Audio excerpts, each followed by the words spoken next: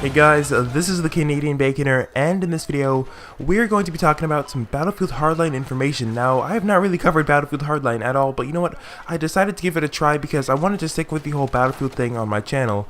Now, Battlefield Hardline Betrayal is the 5th expansion pack for Battlefield Hardline. The expansion's content was added to the CTE roughly, I think, in January 2015, so I'm pretty sure a decent amount of people have some awareness of this DLC coming out. Now, this DLC will be released in March 2016 for all premium players. I'm not sure about the date for non-premium players, but I can only assume it would be like a week later. But now this DLC does add a lot of weapons to Battlefield Hardline. I'm really loving the amount of support that this game is getting, despite the kind of turn off by the community. I love the amount of effort that DLC has been getting for Battlefield Hardline compared to, like, I wouldn't say Battlefield 4 did a bad job, but I really feel like Hardline is kind of doing something better. Now, we do have 4 maps coming to this DLC. The first one is called Alcatraz, and as you can probably tell by the title, it takes place in the Alcatraz prison in San Francisco. Now, this is going to be really awesome. I do not know what to really expect. I would assume it would be close quarters because you're obviously in a jail cell. I would assume you might be able to actually go outside and inside of the jail cells,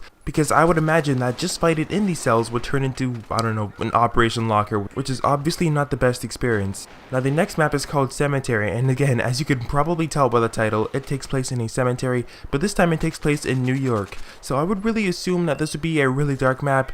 Flashlights are going to be extremely useful on this map, and maybe FLIR, we'll just have to see. It kind of has like a really medieval feel, which is really cool. The next map is called Chinatown, and this map is supposed to be a stylistic remake of Battlefield 3's Grand Bazaar, taking place in Chinatown, Los Angeles to fit the theme of Battlefield Hardline.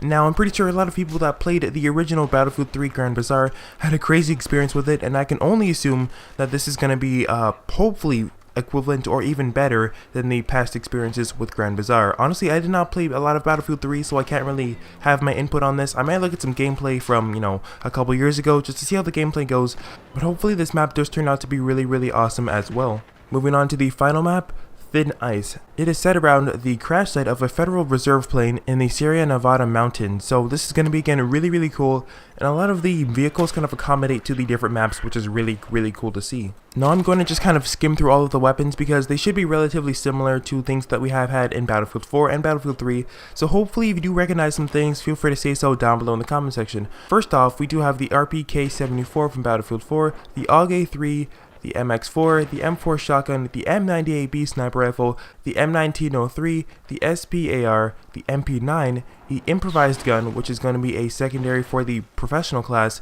the dual VZ61s, which are essentially 2 dual-wield Scorpions, the A8S, the Mammoth gun, which is going to be a triple barrel shotgun, not a double barrel, but a triple barrel shotgun, and the Syndicate gun. Now, moving on to the melee weapons, we do have the Inquisition sword, which is going to be a little bit of a nod to the game Dragon Age Inquisition, which is also made by EA.